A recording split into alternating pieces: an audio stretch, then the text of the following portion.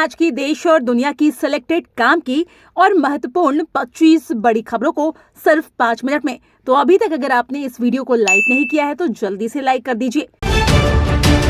Janata Dal United के राष्ट्रीय अध्यक्ष ललन सिंह अपने पद से इस्तीफा दे सकते हैं। दिल्ली में होने वाली राष्ट्रीय कार्यकारिणी की बैठक में ललन सिंह अपना पद छोड़ सकते हैं।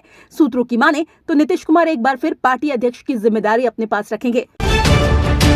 पैसों की किल्लत से जूझ रहा अफगानिस्तान, खर्च से बचने के लिए एक साथ हो रही 50-50 शादियां। सोमवार को भी राजधानी काबुल में आयोजित एक शादी समारोह में 50 जोड़ों ने शादी की है।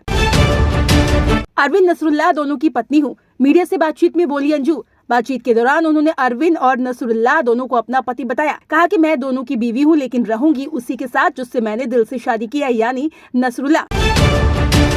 मंत्रियों की शपथ के बाद मुख्यमंत्री मोहन ने बुलाई कैबिनेट बैठक। शाम तक बांटे जा सकते हैं विभाग। एमपी कैबिनेट में ओबीसी की 12 मंत्री, SC/ST से 4 8 मंत्री, जनरल कैटेगरी से। बीजेपी ने कैबिनेट के जरिए राजनीतिक गणित को बखूबी साधा।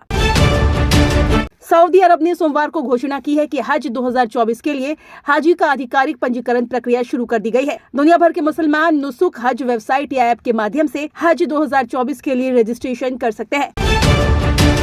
हिंदू एक धोखा है, स्वामी प्रसाद मौर्य के फिर बिगड़े बोल। RSS प्रमुख और PM मोदी का भी किया जिक्र। समाजवादी पार्टी के नेता स्वामी प्रसाद मौर्य का कहना है, हिंदू एक धोखा है। वैसे भी 1995 में सुप्रीम कोर्ट ने कहा था कि हिंदू कोई धर्म नहीं है, ये जीवन जीने की एक शैली है।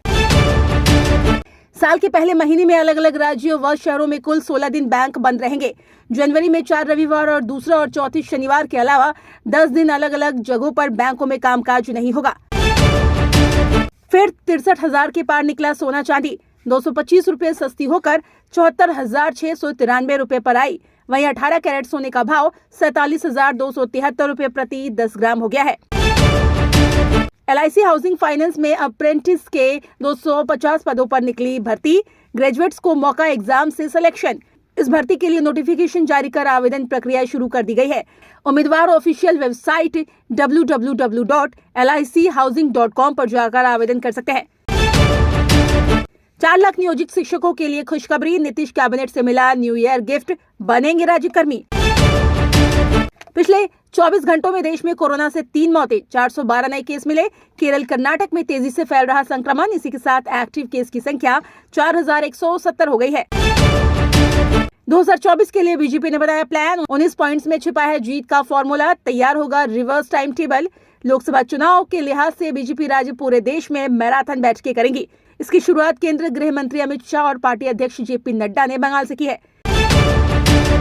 लोकसभा चुनाव के लिए इंडिया में आसान नहीं, कांग्रेस की राह। सपा RJD ने रखी ये शर्त, क्या मानेगी कांग्रेस? जी हाँ, बिहार में RJD ने कांग्रेस से कहा है कि वो CPI, ML और CPI के लिए 2 जबकि कांग्रेस के लिए 4 सीटें छोड़ सकती है।